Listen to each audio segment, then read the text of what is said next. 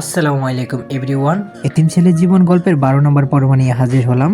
যারা চ্যানেলে নতুন আছো তারা এখনই চ্যানেলটি সাবস্ক্রাইব করে বেল আইকনটি প্রেস করে রাখো, আর ভিডিওটিতে সবাই লাইক এবং কমেন্ট করে দিও। তো বেশি দেরি না করে এখনই শুরু করে দেওয়া যাক আমাদের আজকের ভিডিও। সুপ্রিয়ার আজকে মনটা অনেক খুশি খুশি লাগছে, নিজের প্রিয় মানুষকে নিজের করে রাখতে পেরেছে। আর কিছুদিন পর সে নিজেকে রেদওয়ানের ভালোবাসার কথাটা বলে দিবে, রেদওয়ানকে বিয়ে করে নিয়ে আর কোনো কষ্ট পেতে দিবে না। এইসব ভাবতে ভাবতে বাসায় ঢুকলো সুপ্রিয়া।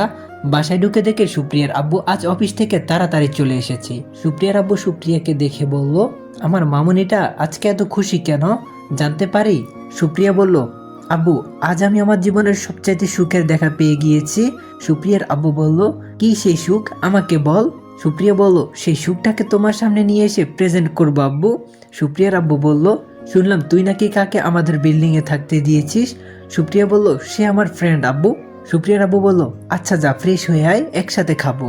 সুপ্রিয়া বলল, আম্মু তোমাকে অনেক ধন্যবাদ, এতদিন পর বুঝতে পেরেছি কেন তুমি আমাকে এত বেশি বেশি বোঝাতে। সুপ্রিয়ার আম্মু বলল, আমাকে ধন্যবাদ দিতে হবে না, যখন তুই নিজে বিয়ে করে সন্তানের মা হবি তখন ঠিক সবকিছুই বুঝতে পারবি। সুপ্রিয়া ওর আম্মুর কথা শুনে লজ্জা পেয়ে দৌড়ে নিজের রুমে চলে গেল। অন্যদিন হলে সুপ্রিয়া ওর আম্মুর কথা শুনে রেগে যেত, কিন্তু আজ সুপ্রিয়া ওর আম্মুর কথা শুনে লজ্জা পেল। এটা যেন কিছুতে সুপ্রিয়ার বাবা মাথায় ঢুকছে না। আর সুপ্রিয়ার মা বুঝতে পেরেছে নিশ্চয় তার মেয়ে তার মনের মতো কাউকে খুঁজে পেয়েছে। সুপ্রিয়া ফ্রেশ হয়ে এসে সবার সাথে খাবার খেলো। রাতে আবারও সবার সাথে খেয়ে সুপ্রিয়া তার নিজের রুমে চলে গেল। কিন্তু সুপ্রিয়ার আব্বু বারবার তার মেয়ের দিকে লক্ষ্য করতেছে। যে মেয়ে প্রতিদিন কোনো না কোনো বিষয় নিয়ে রেগে যেত, সেই মেয়ে আজ সবকিছুতেই স্বাভাবিক এবং সবার সাথে খুব সুন্দর করে কথা বলতেছে। আর তার মেয়েকে আজ অন্য দিনের তুলনায় একটু বেশি বেশি খুশি মনে হচ্ছে। সুপ্রিয়ার আব্বু একটু চিন্তায় পড়ে গেল, তার মেয়ের আবার কোনো কিছু হলো না তো। সুপ্রিয়া রুমে এসে শুয়ে পড়লো, কিন্তু কিছুতে তার দু চোখ ঘুম আসছে না। বারবার রেদওয়ানের কথা মনে পড়ছে। এখন কেন যেন রেদওয়ানের সবগুলো কথা সুপ্রিয়ার কানে বাজে।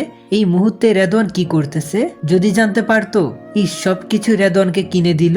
যদি মোবাইলটা কিনে দিত তাহলে রেদওয়ানের সাথে সুপ্রিয়া এতক্ষণে কথা বলতে পারতো।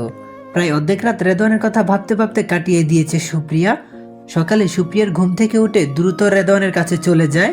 গিয়ে দেখে রেদওয়ান নিজে নিজে নাস্তা তৈরি করতেছে। সুপ্রিয়া বলল, কি নাস্তা বানাও? কথাটা শোনা মাত্র আমি পেছন ফিরে ঘুরে দেখি দরজার কাছে সুপ্রিয়া হেলান দিয়ে দাঁড়িয়ে আছে।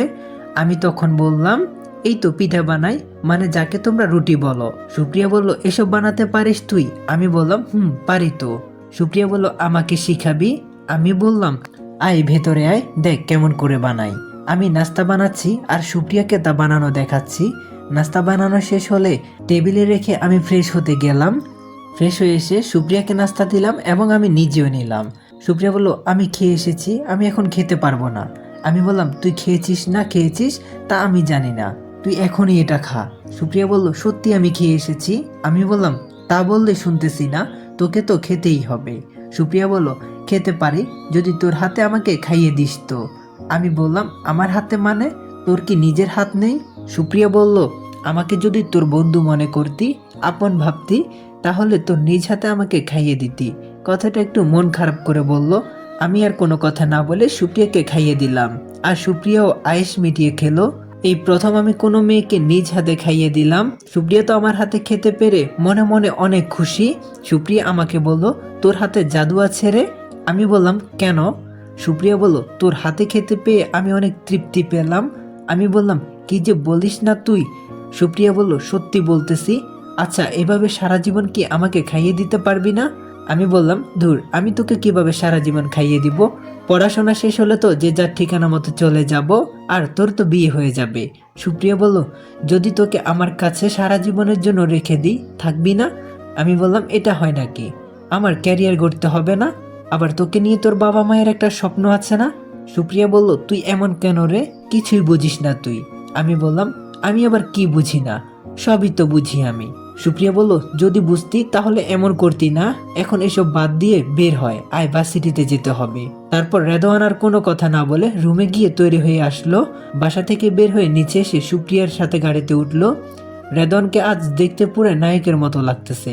সুপ্রিয়া তো বারবার রেদওয়ানকে দেখতেছে। ওরা দুজনে ভার্সিটিতে চলে আসলো। যখন রেদওয়ান গাড়ি থেকে বের হলো, সবাই রেদওয়ানের দিকে হা করে তাকিয়ে দেখতেছে। তারা যেন নিজেকে বিশ্বাস করতে পারতেছে না। এটা তারা কাকে দেখতেছে। রাজার রিমি তো রেদওয়ানকে এক নতুন রূপে দেখে আরো অনেক চমকে গেল। রেদওয়ান আর সুপ্রিয়ার আশা দেখে ইমন ওদের কাছে চলে আসলো। ইমন বলল, আজ তোকে দেখে ভার্সিটির সব সুন্দরীরা ক্রাশ খাচ্ছে। আমি বললাম, ধুর, এসব কি বলিস তুই? পোশাকে যদি মানুষের চরিত্র বদলায় তাহলে তোদের চোখের সমস্যা আছে। সুপ্রিয়া বলল, একেবারে ঠিক কথা বলেছিস তুই। এত কথা বাদ দিয়ে ক্লাসে চল। আর এখানে থাকার ঠিক হবে না। ওরা ক্লাসে চলে গেল। সবগুলো ক্লাস করে একটু বাইরে ঘুরতে বের হলো। এভাবে ওদের তিনজনের দিনগুলো ভালোই কাটতে থাকলো। এর মাঝে রেদওয়ানের টিউশনের ব্যবস্থা করে দিয়েছে, যা দিয়ে রেদওয়ানের থাকা পড়াশোনার খরচ সব কিছুই হয়ে যায়। সুপ্রিয়া সব সময় রেদওয়ানের সাথে থাকে, আর রেদওয়ানকে যে সে ভালোবাসে তা নানা রকমভাবে বোঝাতে চায়, কিন্তু রেদওয়ান কোনো কিছুই বুঝে না। যাই হোক, দ্বিতীয় বর্ষে ওঠার পরে ওদের রেজাল্ট বের হবে, তাই ভার্সিটিতে নানা রকম আয়োজন চলছে। প্রতি বছরের ন্যায় এবছরও তাই হচ্ছে। প্রতি বছর যেমন প্রথম, দ্বিতীয়, তৃতীয় স্থানের পুরস্কার দেওয়া হয় সব ক্লাসের সব বিভাগের ছাত্রছাত্রীকে, এই বছরও তাই। অনুষ্ঠানের দিন রাজ, সুপ্রিয়া, ইমনের তিনজনের বাবা অতিথি হিসেবে এসেছে। একে একে সব ক্লাসের প্রথম, দ্বিতীয় স্থান নাম প্রকাশ করার পর এবার প্রথম বর্ষ শিক্ষার্থীকে পুরস্কার দেওয়া হবে। অনুষ্ঠানে উপস্থাপক তৃতীয় স্থান, দ্বিতীয় স্থান সুপ্রিয়া, আর প্রথম স্থান হলো রেদওয়ান। বলা মাত্র সব ছাত্রছাত্রী অবাক হয়ে গেল।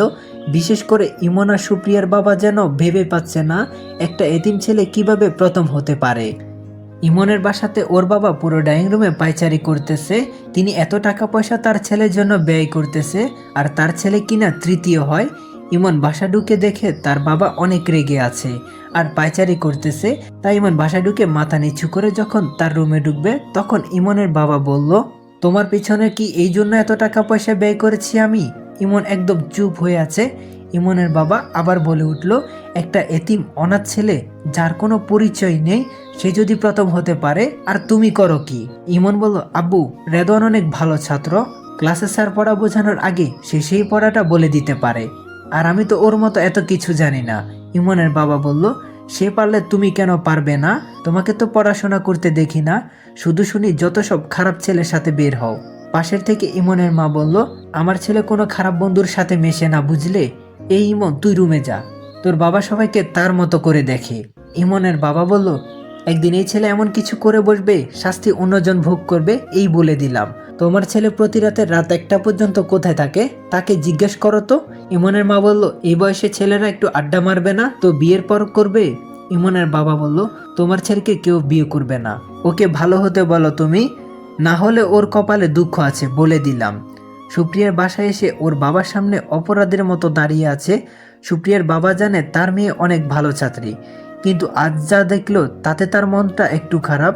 সুপ্রিয়া বলল, আব্বু, রেদওয়ান সত্যি ভালো ছাত্র আর অনেক ভালো ছেলে সে। সুপ্রিয়ার বাবা বলল, আমি সেটা ভাবতেছি না মামনি, আমি এতটাই ভাবতেছি আমার মেয়ে এই কয়টা দিনে অনেক পরিবর্তন হয়ে গিয়েছে। সুপ্রিয়ার মা বলল, আমার মেয়ে এতদিনে ঠিক হয়েছে, আর এতদিন তুমি তা বুঝতে পারো নাই। সুপ্রিয়ার বাবা বলল, মেয়েটা আমার, তাই তার ভালো মন্দ সব আমি বুঝি। সুপ্রিয়ার মা বলল, মেয়েটা নিশ্চয় একা তোমার না। সুপ্রিয়ার বাবা বলল, সুপ্রিয়ার বিয়ে আমি ইমনের সাথে ঠিক করে রেখেছি, আর ইমনের বাবার সাথে আমার কথা হয়েছে।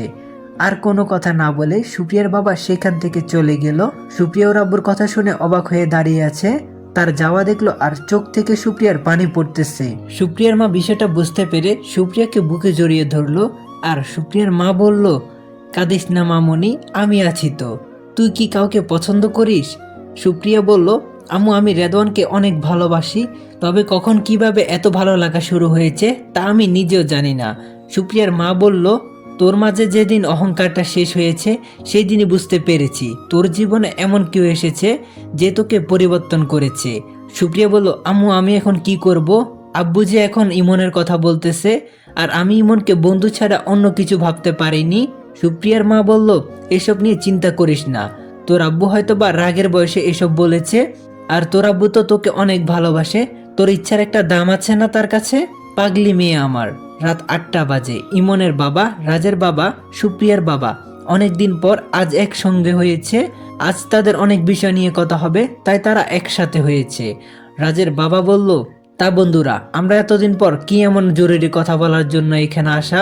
ইমনের বাবা বলল, আরে দাঁড়া না, সব বলা হবে তো। সুপ্রিয়ার বাবা বলল, আমি সিদ্ধান্ত নিয়েছি জজের ছেলে ইমনের সাথে আমার একমাত্র মেয়ে সুপ্রিয়ার বিয়ে দিব। এই কথা শুনে রাজের বাবার হাসি মুখটা কালো হয়ে গেল, তবু মুখে হাসি রাখে টেনে। রাজের বাবা বলল, এসব তুই কি বলছিস বন্ধু, মজা করতেছিস তাই না? ইমনের বাবা বলল, মজা না রে, নেতা সত্যি বলতেছে। আর যে কোনো সিদ্ধান্ত তো আমরা একসাথে বসেই নিই, তাই তো তোকেও এখানে ডাকা হলো। রাজের বাবা একটু হাসি টেনে বলল, কেন বিজনেসম্যান বন্ধু, আমার ছেলে কি অপরাধ করলো? সুপ্রিয়ার বাবা বলল, তোর ছেলের যতগুলো খারাপ রিপোর্ট সেখানে আমি আমার মেয়েকে দিতে পারি না। এই তো কয়েকদিন আগেও তোর ছেলের কথা ভেবে রেখেছিলাম, কিন্তু সেই দিন যখন নিজের চোখের সামনে দেখলাম তোর ছেলে একটা মেয়ের সাথে যা করলো। রাজের বাবা বলল, ছেলে বয়সে আমরাও তো কত কিছু করেছি, এখনো তো আমরা তিনজন ঘরে বউ রাখা সত্ত্বেও অন্য নারীর সাথে রাত কাটাই। আমরা বড় লোকদের মাঝে এইসব তো কমন বিষয়। সুপ্রিয়ার বাবা বলল, আমি খারাপ হতে পারি, তাই বলে তো আমি কোনো পশুর হাতে নিজের কলিজার টুকরার মেয়েকে তুলে দিতে পারি না। রাজের বাবা বলল, কি বললি তুই? আমার ছেলে পশু তাহলে? তুই নিজে কি, তোর বিজনেসটা দাঁড় করানোর জন্য আমি এত কিছু সহ্য করেছি, আর আজ আমার সাথে বেইমানি করলি আর আমার ছেলেকে পশু বললি? সুপ্রিয়ার বাবা বলল, তোকে কে এমপি বানিয়েছে? কে তোর পিছনে কোটি কোটি টাকা ব্যয় করেছে? ইমনের বাবা বলল, এই তোরা দুজন কি শুরু করলি বলতো? তোর ছেলের জন্য দরকার হলে আমরা দুজন একসাথে মেয়ে দেখব। রাজের বাবা বলল, ব্যাস অনেক বলেছিস আর না, তোরা এখন দুজন এক হয়ে গিয়েছিস আর আমাকে পর করে দিলি, তোদের সাথে তো আমার আর থাকা চলে না। রাজের বাবা সেখান থেকে রাগ করে চলে গেল।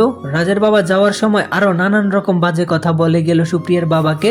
রাজের বাবা বাসায় গিয়ে দেখে তার ছেলে রুমে মেয়ে নিয়ে ফুর্তি করতেছে, তাই তিনি রুমে ঢুকে সেই মেয়েটা আর রাজকে ঠাস করে থাপড় মেরে দিল।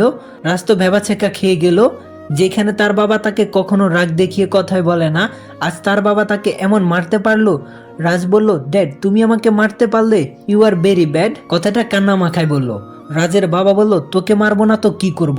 তোকে কে বলেছিল সুপ্রিয়ার বাবার সামনে মেয়ে নিয়ে টানাটানি করতে? রাজ বলল, সরি ড্যাড, আমি বুঝতে পারি নাই কখন আঙ্কেল সেখানে এসেছিল।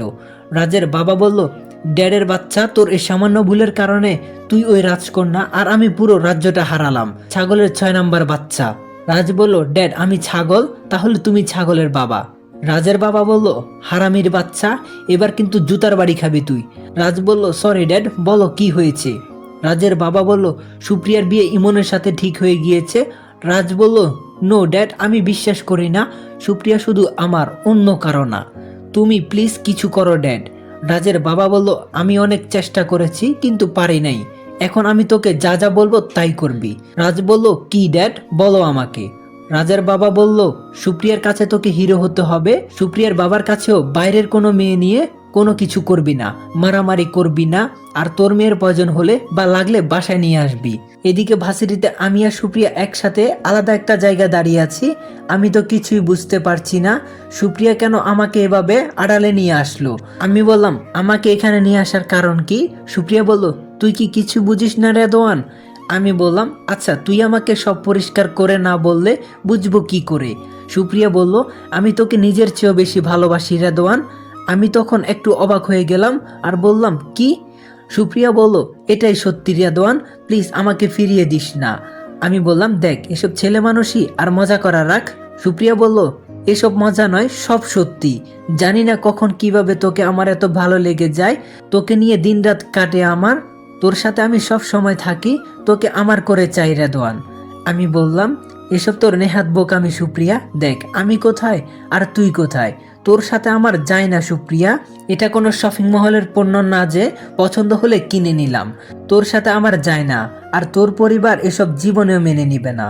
সুপ্রিয়া বলল, রেদন তুই হয়তো জানিস না, ভালোবাসা জাত ধর্ম বর্ণ উঁচু নিচু ধনী গরিব এসব কিছুই বোঝে না। আমি বললাম, এটা শাবানা আর জসিমের কোনো সিনেমা না, আমি কিনলাম লটারি আর জসিমের মতো সেই লটারি পেয়ে গেলাম, আর তুই শাবানা হলি সব দুঃখ কষ্ট মেনে নিয়ে আমার সাথে থাকবি, তাই তোকে আমি অনুরোধ করছি আমার সাথে কখনো এসব করতে চাস না। আমি কোনো সিনেমার হিরো না যে তোর বাবা লোকদের সাথে মারামারি করে তোকে ভেগে নিয়ে যাব, তুই কোনো নায়িকা না যে চাইলেও সবকিছু হাসি মুখে মেনে নিবি। সুপ্রিয়া বলল, আমি তোর জন্য সবকিছু করতে তৈরি আছি রেদন, তুই তবু আমাকে ফিরিয়ে দিস না। আমি মহানায়িকা শাবানা হতে চাই না, আমি সুপ্রিয়া থেকে মহানায়িকার মতো সবকিছু বাস্তবে রূপান্তর করতে চাই। আমি আর সুপ্রিয়ার সাথে কোনো কথা না বলে সেখান থেকে চলে আসলাম। আমার আর সুপ্রিয়ার এসব কথা আড়াল থেকে একজন শুনে ফেললো এবং তার মনে পশ্চিমা জট শুরু হয়ে গেল। আসসালামু আলাইকুম এভরিওয়ান। এতিম ছেলের জীবন গল্পের 12 নম্বর পর্ব এখানে সমাপ্ত করলাম। যদি ভিডিওটা ভালো লাগে এখনই লাইক কমেন্ট করে ভিডিওটা শেয়ার করে দাও। আর যারা চ্যানেলে নতুন আছো তারা এখনই চ্যানেলটি সাবস্ক্রাইব করে রাখো। আর গল্পটা কেমন লাগছে সেটা কমেন্ট করে জানাবা।